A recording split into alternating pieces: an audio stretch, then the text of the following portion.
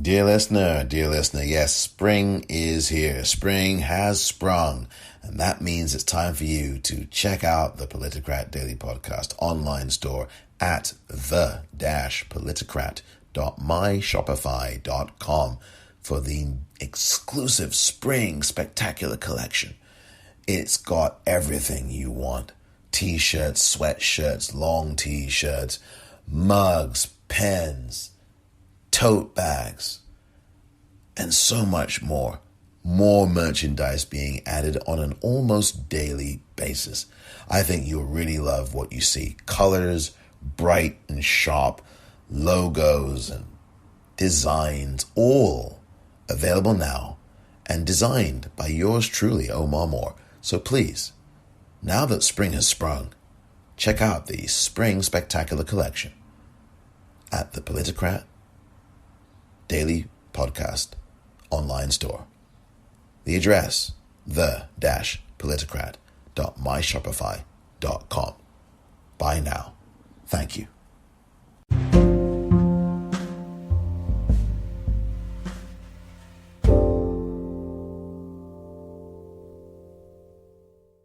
Welcome to the Politicrat. I'm Omar Moore. It is Saturday, March the 20th. 2021. On this edition of the Politicrat, a look at the speeches given yesterday in Atlanta by Vice President Harris and President Biden in the wake of the executions of 6 Asian women and 2 other persons earlier this week. Speeches that had to be given.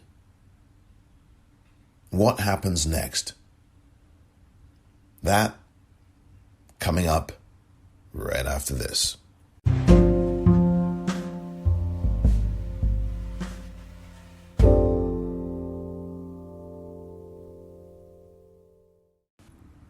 Welcome back. It is the first day of spring, and I want to say happy spring to you, or welcome to spring. I don't know how you say it, but I don't know if it's happy for you or if it's not, but I'm wishing that this turn of season brings you, if it applies to you, a turn in fortune, and that your days going forward are for the better, and the things that happen in your days going forward are positive, really good things for you and yours. The seasons change, and again, spring happened earlier this morning. It began, I should say, earlier this morning on the East Coast and the West Coast, of course, and around the world it happened. So at around 2:37 this morning on the West Coast of the United States is when spring began. And we'll see what this season brings. And I hope that, again, things, if it applies to you, that things turn around for you for the better. And that health and prosperity and good will and peace and all of those important things and love come your way.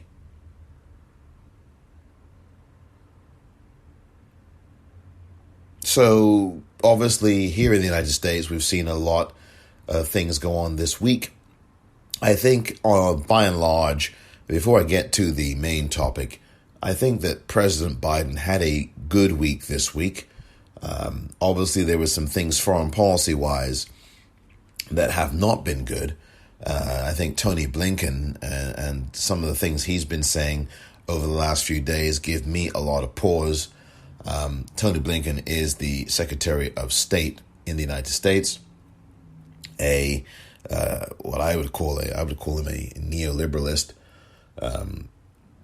at the very least, and we'll see what happens. I can go on and on about Tony Blinken, but that's not what my focus is going to be today. My focus is overall to assess the week, but more so to get into what happened yesterday in Atlanta and the speeches from Vice President Harris and President Biden. I do think overall President Biden had a good week this week. He has been pushing the American Rescue Plan, which I think is important to do what I would call a victory lap tour. And I think that he is cognizant of the realization that the Democratic Party, for what I call deliberate reasons, don't want to tout their successes, don't want to make a big noise about them, don't want to put a megaphone out there and do that. They don't want the bullhorn out there. And I have said, and I'm not the only one who has said this, but I have said, and others have said, that the Democratic Party are terrible messengers. And I quite frankly think that that's by design. You cannot tell me that all of the PR in the world, all of the sophisticated public relations that all of these political parties do, and the Democratic Party somehow doesn't know how to message. Oh, come on. That is not by accident. That's not by accident. And I think President Biden recognizes that, and that he's been doing this tour. He's been going from place to place. And I think it's been good, because voters have very short memories, even if you're putting money in their pockets. Voters have short memories. He didn't have to put his name on a check, right? But what he is doing, which I think is good, is going to towns and cities around the country and talking about what this rescue plan will do for the average family, for the average person. I think that that's a good idea. And I do think that it's a good thing he's doing this. Now, things were a little bit bumpy yesterday for him. I'm sure those of you listening know that he stumbled 3 different times as he was going up Air Force One, up the steps toward Air Force One. Every president does go up the steps, and every president seems to jog up the steps or run up the steps. I think jogging is really more like it. On Twitter, at the Popcorn REEL. Yesterday I had said, why does every president run? Well, I'm going to correct myself. They do not run up the stairs. They do not run up those steps. They jog up the steps. And I just think there is nothing wrong with just walking up and down the steps. I just think that that's a good idea. Just walk. I don't see why. I don't know why that happens. They jog up the steps. And Joe Biden fell down 3 different times. It was really bad. It looked a lot worse. I don't know how he must have felt. But it looked pretty darn bad. And you can see it on YouTube. And, Twitter had a lot of fun with it. At least I'm sure the right wing did. And yes, had Trump fallen down, I certainly wouldn't have been ignoring the whole situation. I would have probably had a dig at him. But again, this has been a tradition, actually. We've seen numerous American presidents do this. Obama had almost completely lost his balance in 2015. I'm sure you can find that on YouTube. It was quite something. He held on and did not fall down on the floor from Air Force One, thank goodness. And Biden did, though. I mean, it was pretty bad. Same thing with Gerald Ford. I mean, that clip circulated around online as well. He actually fell on his backside just as he was at the bottom of the stairs of Air Force One back in the 1970s. This happens. It does happen. People do have trips and stumbles. And yes, we seize on this kind of thing. I mean, I remember very clearly President George H.W. Bush, Poppy Bush, Bush the First, if you will, had thrown up. He vomited in the lap of the Japanese prime minister at the time. Back in I think it was late 1980s, early 1990s. And that was on the front page of the New York Times. The photograph of that was on the front page. This is really before the internet really took hold. And I remember that. And it was replayed over and over and over and over again on television in the United States, and certainly in Japan, NHK TV. They played that thing on a loop. I mean, but yes, of course, presidents are human. People are people. And yes, some people will occasionally do these things. Remember Trump walking up the steps with toilet paper on his back of his shoe on the undersole of his shoe. But I just think that, again, walk up the steps. We don't have to see you jogging. Just walk up the steps. And by the way, you're not 22 anymore either. I really don't think it's worth injuring yourself. And this is someone, I know I'm slating. It sounds like I'm really slating him here, I know. And perhaps I am. But this is somebody who less than 2.5 months ago, about 3 months ago, had an accident playing with his dog. And he had to have a boot fitted. And I get it. You know, when we get older, we can't do the things that we used to be able to do. Believe me, I know. You know, any slight little movement, you can literally pull your back. I mean, anything at all. Reaching for a towel, boom. You feel something go in your back or in your arm or in your neck. Or this is what happens when we get older. And some of you who aren't at that stage yet will find out about this. I hate to break it to you. For those of you who do understand what I am saying and have been there, you have been there, as have I. And it is, you wonder, like, where did this pain come from? Or how did that happen so easily? So I would just say to anybody who's going up on an aircraft, up the steps toward an aircraft, please just walk. Please be careful. And I get it. Even if you walk up the steps, you can pull something. I know. I get it. I really do. But just be careful, I guess is all I'm waffling on about here. Please be careful. Please be careful. So I want to get now to one of the things that I had called for, that President Biden needed to make a primetime speech. I really felt that it was a very important thing to do. Make a primetime speech in the wake of what we have seen here this week. On Tuesday night, a 21-year-old white male terrorist shot dead 8 people. And he did this in 2 or 3 different locations. At least 2 of those locations were massage parlors. He killed 7 women in total. And 6 of those women were Asian.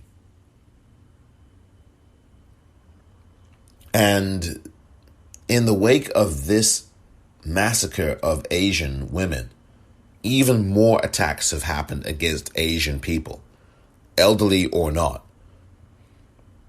There were attacks here in San Francisco this week, and they continue. It's an almost daily occurrence here in San Francisco, California, that you hear of an Asian person being being attacked. And in Oakland, California, which is, again, just about 13.5 miles from here, if you go on the San Francisco Bay Bridge, and that's on the I-80, and you go east on I-80, seriously, you will be, within a few minutes, you will be in Oakland, or you can be in Oakland in a few minutes. You take the exit, and you're in Oakland. And there was an Asian man last week was killed in Oakland. And this has been going on for months and years, and this violence against Asians in America has been going on for literally a century. We've had the Chinese Exclusion Act in the turn of the 20th century. We've had the internment of people here in America who are Japanese, but they're Americans. But there's no but. It's they're Americans. And we should stop hyphenating everything. Be proud of your heritage and where you come from. There's no question about it.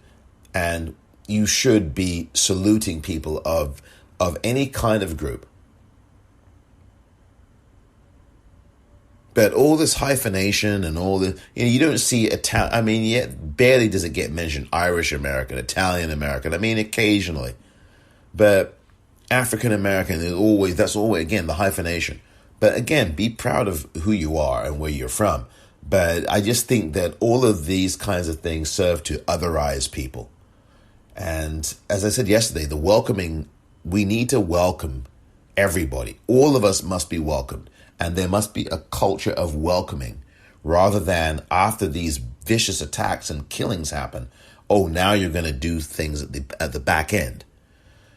And I just want to play these speeches to you because yesterday, Vice President Harris and President Biden were in Atlanta, Georgia, and they were supposed to be there for a thank you to supporters who voted for them and voted for the senators who are now in the Senate, thank goodness, John Ossoff and Raphael Warnock. And that was going to be the theme, but of course, it was not to be because of these heinous murders. And as a result, they will come back later on in the year to do that thank you rally. Now, the purpose of the trip yesterday was for these speeches about what happened and also to talk about the American Rescue Plan, but to address what happened. And I said that had to be done, It wasn't in prime time, but it was live in the White House's website, and I'm sure it was carried on some of the networks.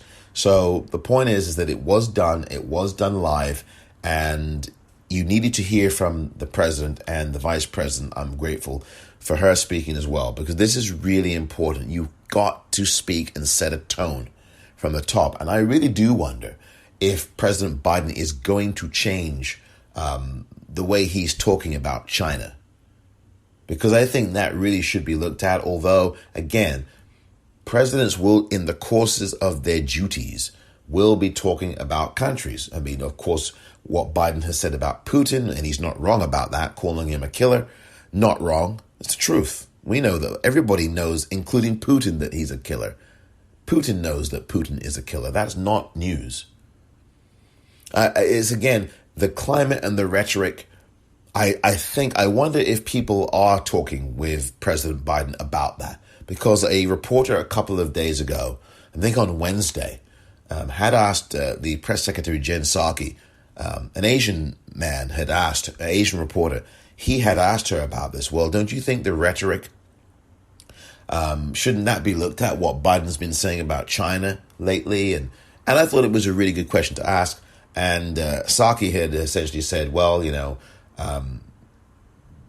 this is something different, and, these are the kinds of things that are being said about policy, not about the people. I'm just paraphrasing. Not about the people of China, and this and that. I should really get the actual exchange for you. I think it would be a lot fairer and a lot better so you could properly evaluate it. Maybe I should do that. But here, without any further ado, is for the next, I think, 15 to 20 minutes, roughly 20 minutes, the speeches. First, you're going to hear from Vice President Harris, and then you're going to hear from President Biden. This was on Friday, March the 19th, 2021, in Atlanta, Georgia.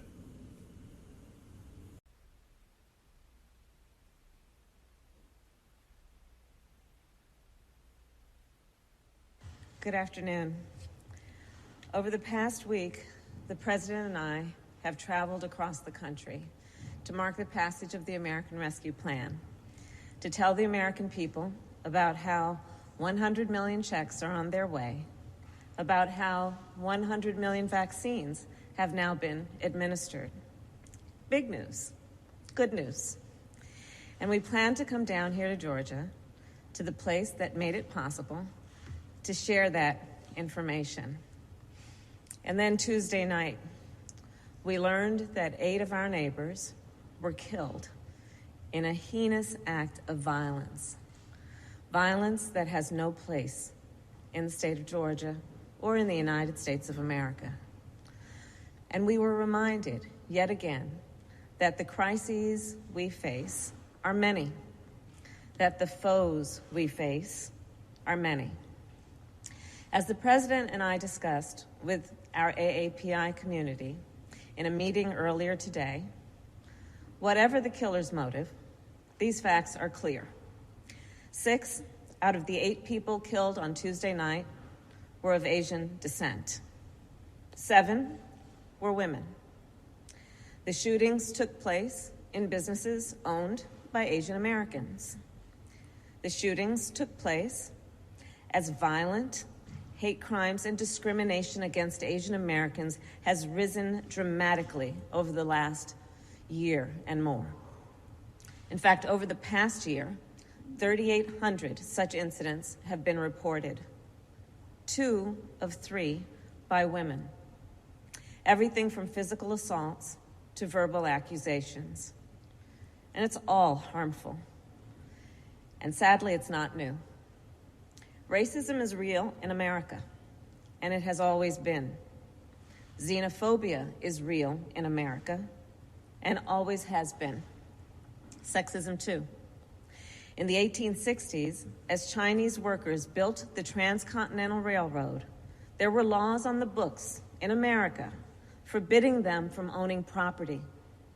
In the 1940s, as Japanese American soldiers defended our nation, more than 120,000 Japanese Americans were forced to live in internment camps, an obvious and absolute abuse of their civil and human rights.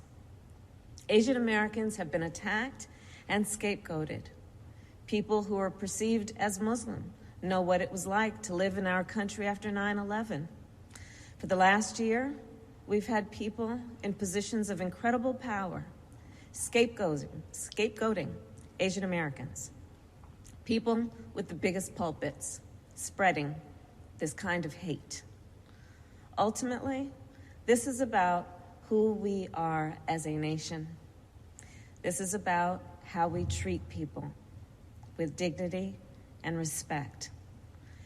Everyone has the right to go to work, to go to school, to walk down the street and be safe.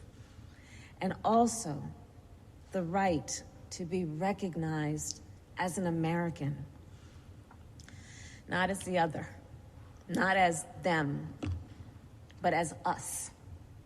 A harm against any one of us is a harm against all of us. The President and I will not be silent.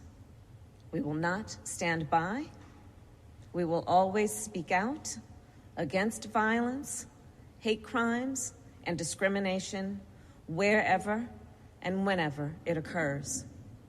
And it is now my great honor to introduce the President of the United States, Joe Biden.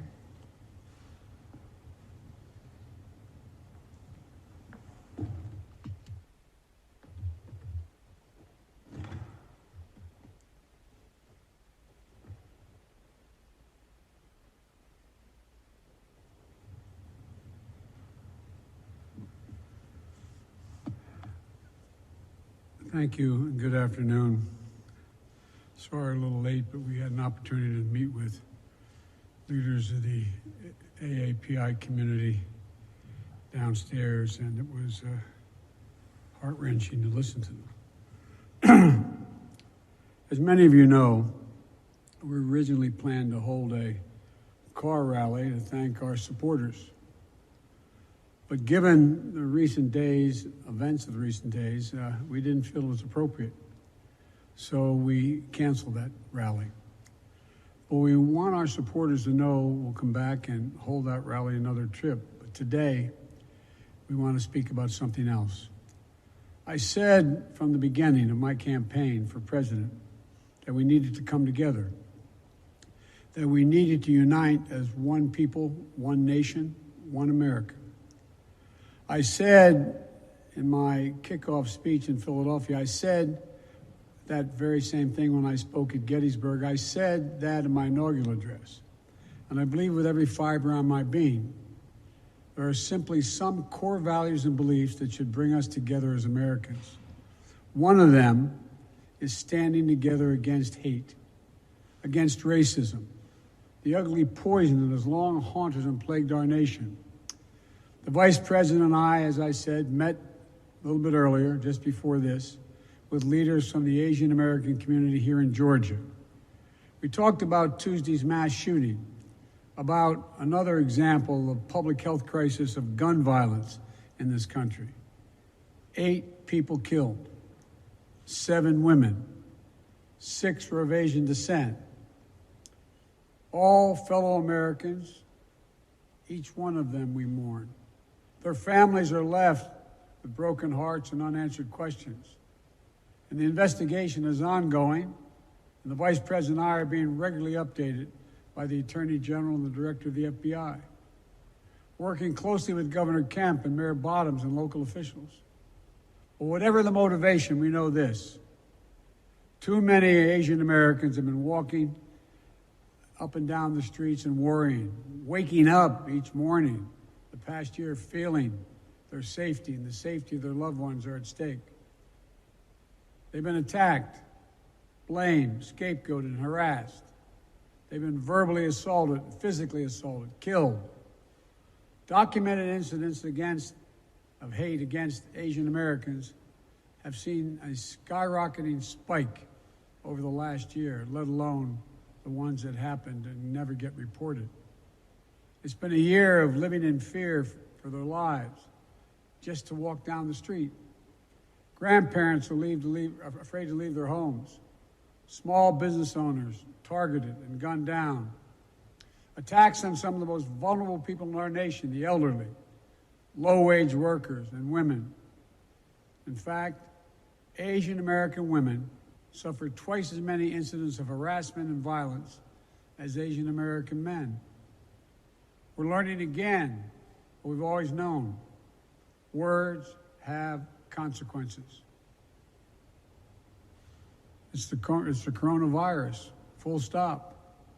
The conversation we had today with the AAPI leaders and that we're hearing all across the country is that hate and violence often hide in plain sight. It's often met with silence. That's been true throughout our history. But that has to change because our silence is complicity.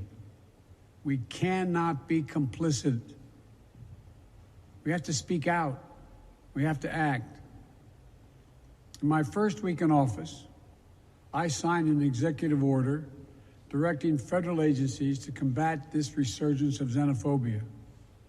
The Department of Justice is strengthening its partnership with the AAPI community to prevent these crimes, in addition to its other work to take on violent extremists and domestic terrorism. I'm calling on Congress to pass and get to my desk the COVID-19 Hate Crimes Act. And the House just passed the reauthorization for the Violence Against Women Act, a law I authored more than 25 years ago as one of my proudest legislative achievements. I call on the Senate to swiftly pass it and get it to my desk. But for all the good that laws can do, we have to change our hearts. Hate can have no safe harbor in America. It must stop. And it's on all of us together, to make it stop. Something else should bring us together, and that is a belief in science. Science isn't something that should divide us. There's nothing political about it. There's nothing partisan about it. One of America's best examples of commitment to science is headquartered right here in Atlanta, the Center for Disease Control and Prevention. The CDC represents the best of this nation, brilliant minds, deep faith in science, and a strong commitment to public service. We came here to thank them for all the work they do, and especially the work they've done over the course of this pandemic. We owe them and their families our gratitude. We wanted to convey to them the absolute commitment to give them everything they need to do their work and get it done, free of politics and guided by science. And because of them, we're making real progress. We just met my goal of administering 100 million shots before my first 100 days in office. We did it in about 60 days. We're not stopping now. The American Rescue Funds, more vaccines, more vaccination centers, and more increase in testing. It's going to help us accelerate our nationwide effort to reopen schools safely. Last week, I directed all states, tribes, and territories to make all adults eligible to be vaccinated no later than May 1. But while this is a time of optimism, It's not a time for relaxation. I need all Americans to keep doing your part.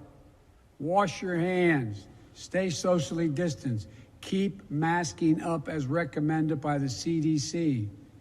And get vaccinated when it's your turn. None of this is political. It's all science-based. But now is not the time to let our guard down. That's science-based as well. In the last week, we've seen increases in the number of cases in several states. Things may get worse as new variants of the virus spread.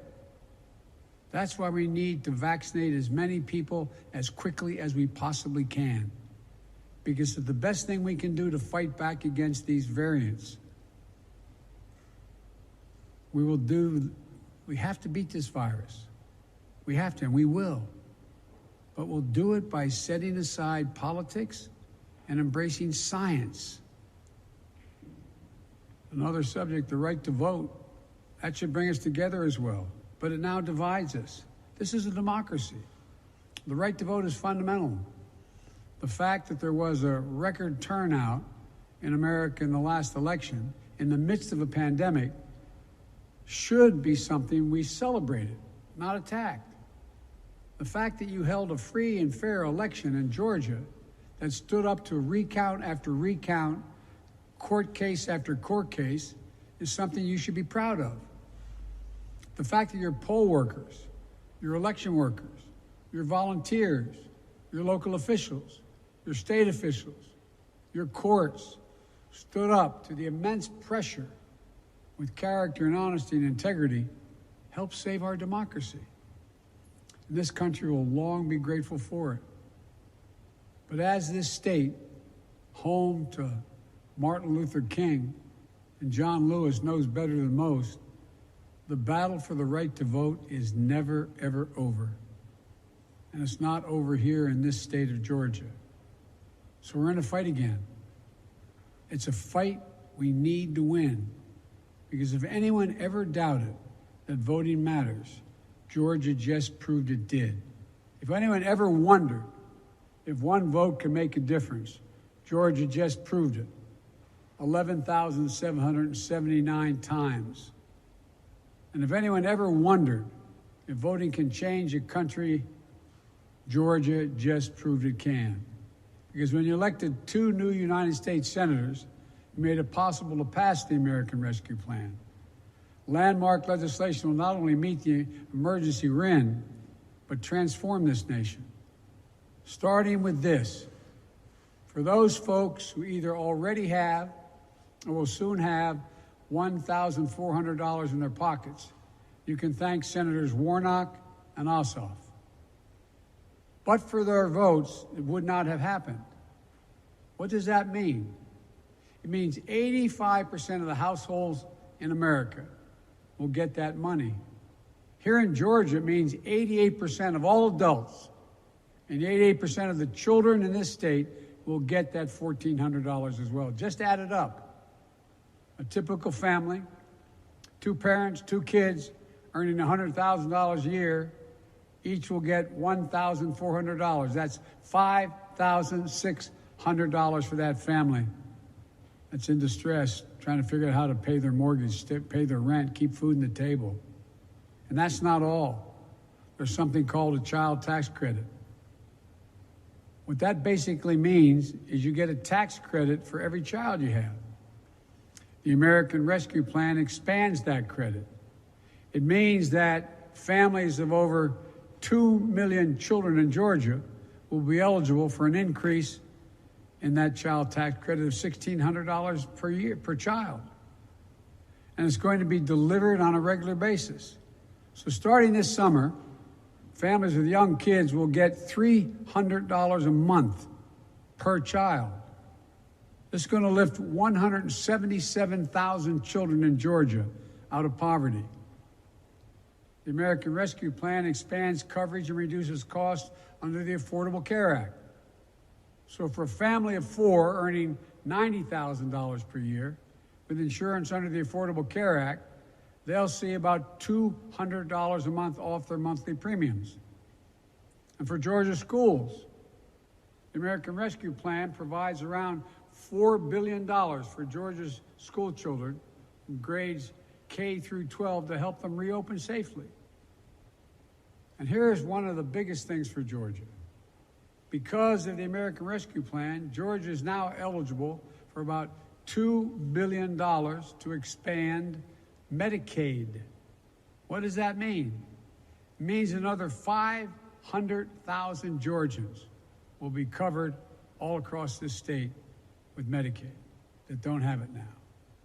For your state and local governments, this is what it does. State government will get around $5 billion to make up for lost revenue. Local governments will get around $3.5 billion. That's going to make it possible to keep a lot of police officers, firefighters, teachers, and other first responders on the job. And here's one final thing the American Rescue Plan does. For the first time in a long time, it puts working families, the middle class, people who built this country first, not last. 66% of the tax breaks in this plan go to folks making $90,000 or less a year. And how much for the top 1%? Where 83% of all the tax cut, it was the last president's tax cut? Zero. Top 1% get zero. But the American Rescue Plan isn't only about putting money in the pockets, people's pockets. It also will create and spur economic growth in America. That's why major economists, left, right, and center, support this plan. Even Wall Street agrees.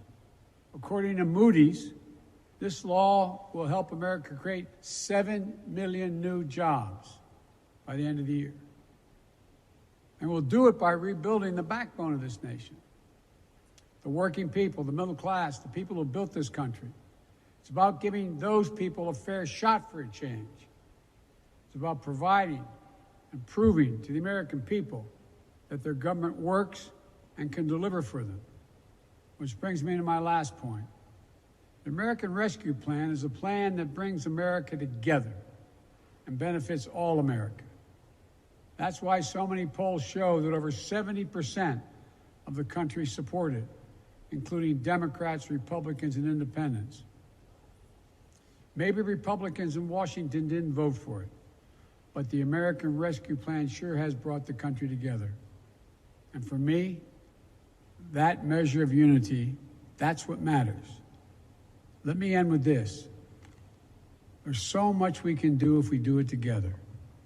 If we remember who we are, if we stand together against hate, once again believe and invest in science, we stand up for the right of all Americans to vote and have access to voting. If we remember, we're here to help all the people in this country, not just those few at the top. If we remember to do justice, love mercy, to walk humbly as fellow human beings and as fellow Americans. If we remember we're the United States of America, and that together, there's nothing, not a single thing we cannot do if we do it together. My heart goes out to all the family members who lost someone in those horrific shootings on Tuesday. I know they feel that like there's a black hole in their chest they're being sucked into, and things will never get better. But our prayers are with you. And I assure you, the one you lost will always be with you. Always be with you. And the day will come when their memory brings a smile to your lips before it brings a tear to your eye, as unbelievable as that is now. It will take a while, but I promise you it will come. And when it does, that's the day you know you're going to make it. May God bless all those families. May God protect our troops. Thank you very much.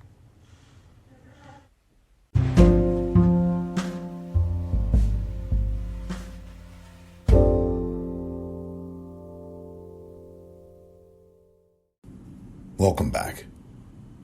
So, what did you think of the speeches you just heard? I think that they were a good start. I think that it was necessary for President Biden and for Vice President Harris to set the tone to speak to the country and to make it very clear where they stood. And also, of course, they did spend time, as you heard Joe Biden there, President Biden spending time talking about the American Rescue Act, the American Rescue Plan. I think that was important too, but to send a message that more must be done to end this violence. Really, this violence against Asian people across this country is out of control. It has to stop. It has to end right now. And I think that you need now, in this day and age, in this climate, which has always been here, ever since the Native Americans had their country stolen from them, and ever since there has been that horrible genociding of the Native American in this country, ever since then, this climate of violence has plagued the United States, and this climate of violence continues, and largely at the hands of white men. This is the history, and this is the present, and history is the present. There's just no question about it. I really think that we need an examination of this country's history and present, because the present is history. And we also need to have reparations in this country. This has got to happen. There are people who will say, oh, well, how's it going to happen? Well, there's ways we can work together and work out how this happens. We've had other groups get compensated in this country for wrongs done to them historically. And it is way past time that black people in the United States and Native Americans in the United States get reparations. It's way past time, especially black people. Black people, we must have reparations. That is not a controversial thing, and it shouldn't be. All of the blood, the sweat, the tears. How about 400 years of free labor? Free labor. At least 200 years of free labor. No compensation for it. Not a red cent. That's what we really have to be looking at in this country. We can have blue ribbon panels and blue ribbon this and commissions, and I am so wary of commissions because they don't end up doing anything. It's a bunch of navel It's a bunch of navel gazing. And, oh, aren't we so proud of ourselves for saying that racism exists? That is garbage. It's garbage for these panels and blue ribbon commissions and people, corporate sponsors sponsoring them so that the outcome is, well, racism exists. Yeah, it's existed forever on this planet. And this particular country, as with others, has to start reckoning and looking at, dealing with how this country became the United States of America. Why don't we start with educating people? We can't have people walking around here wandering in ignorance, and what's more, wallowing in ignorance. It is time now, way past time, to have reparations for black people in this country.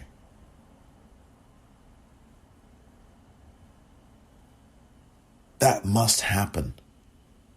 How does a country begin to address what it has done? How does that happen?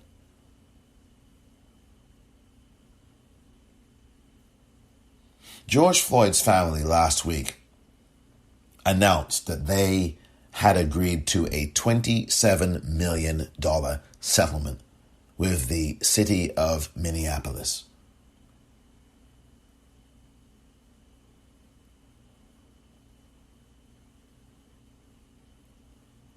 Think about that. No amount of money is going to bring George Floyd back. As I said last week, no amount of money. We know that. You know that. I know that. They know that.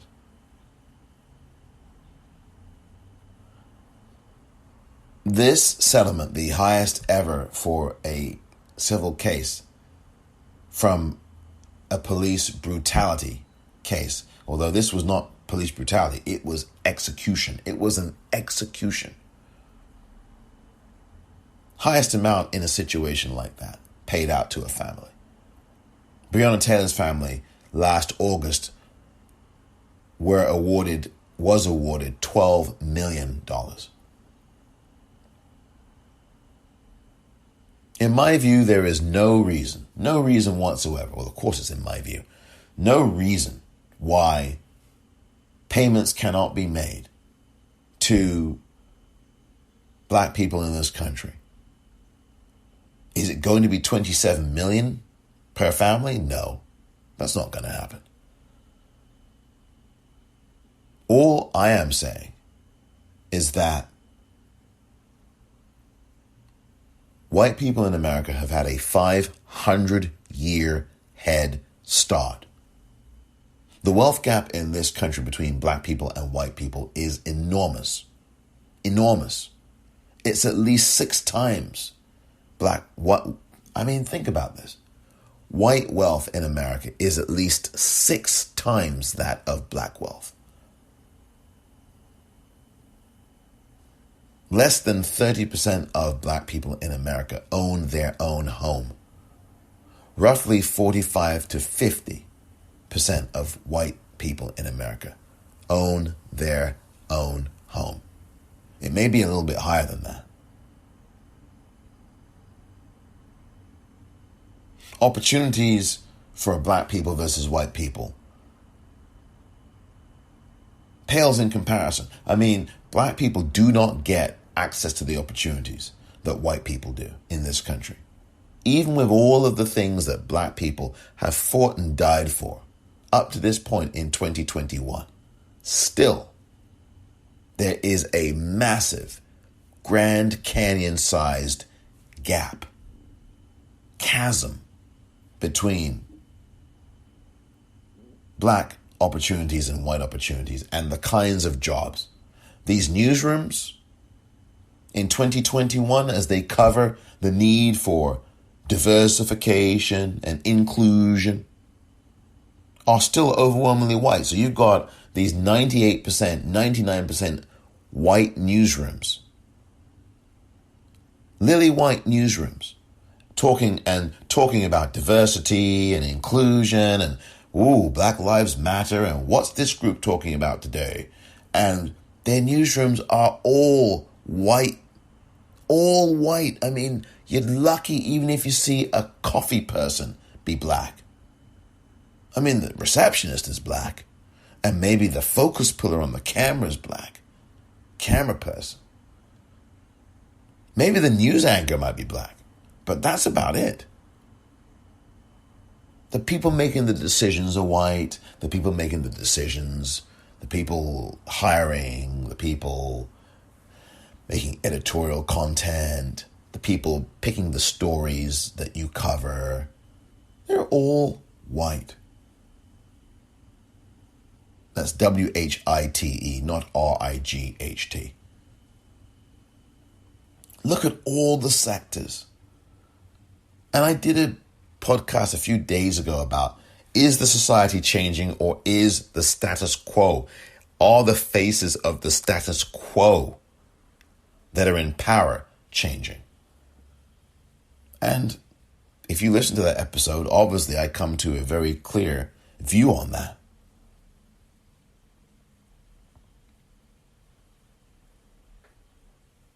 There must be changes. There have to be changes. We cannot wait for the next George Floyd execution. We cannot wait to have those before we start to do something here.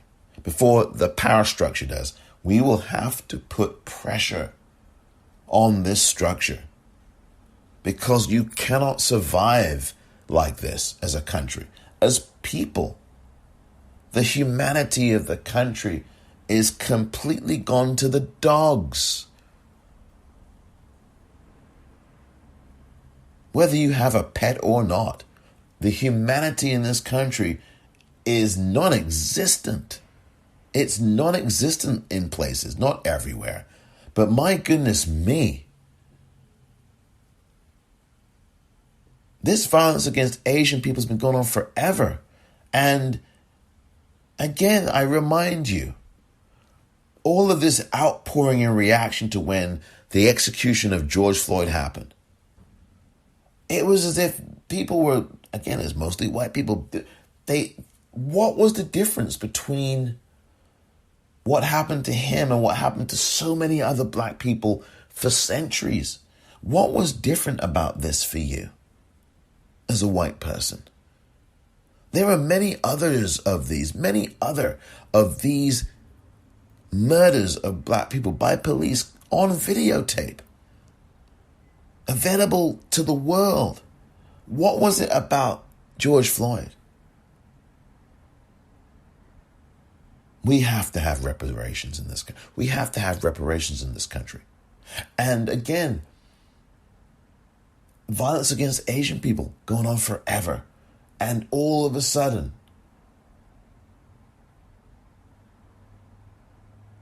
it's the way we react to these kinds of things. And it's what we're doing about them or what we're not doing about them before the next one happens. What was happening in governments, not just in the federal government, but in your government locally, dealing with Asian Americans and Asians and Asian Pacific Islanders? What was going on to welcome them? What was going on to prevent this kind of atrocity? What were state and local governments doing? What was your city government doing? What was the municipality in your city or town doing about this? You should ask them. What were people in Atlanta in government doing, or in the Atlanta metropolitan area? What were they doing? I don't think these are horrible questions to ask. And believe me, for reparations, that is not something that should ever be ignored. That is something we have to do. South Africa had its Truth and Reconciliation Commission. Other countries have done things similar. There's been compensation given to groups before in the United States. And there's no reason, none whatsoever, right now, that we aren't looking at this and doing something to provide reparations. We can find all kinds of money for defense and for police and for more police and for more military and more militarization of police. We can do all of that lickety split, but we can't have more money for education, more money to reparate. We can't do that. Reparations. Come on, really? We've got a Senate that is in Democratic hands. You got a black female vice president. You got a House in Democratic hands. You got a White House in Democratic hands. Where is the pressure on President Biden and Vice President Harris? Where's the pressure on the Senate? Where's the pressure on the House to talk about reparations and getting that done? Do you know that over a year ago, the House of Representatives passed the Emmett Till Anti-Lynching Act, and it still hasn't come to the floor of the Senate? And now you've got a Democratic Senate. What are we doing to put pressure on the Senate to bring that bill up? Senate Majority Leader Chuck Schumer, I'm looking at you. I'm looking at you. And I'm going to be putting a link to Chuck Schumer's office and a phone number and his tweet and his Twitter handle. I'm going to be doing that. And you've got to put pressure on people. Put pressure on people. in these positions. Also, call people in your local governments and talk about these bills. Ask them if they have a bill like this in the local municipality. Ask your city and state officials about this. Do you have a law like this? Do you have any kind of bill like this in your assembly? What's going on? We have to stay engaged.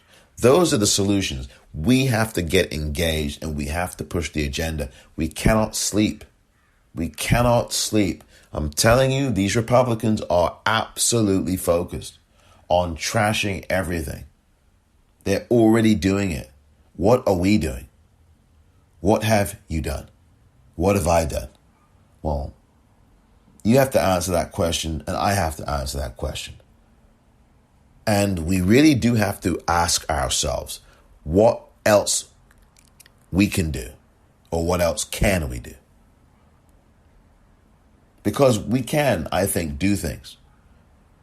If the voters of Georgia can vote twice in the space of 2.5, 3 months, if they can do that and get the desired results, why can't we put a little pressure on these officials to get reparations, to push for the Emmett Till Anti-Lynching Act in the Senate, to bring it up? Why can't we do that in our own communities on a local level? Talk about these things. Talk about other things that are important.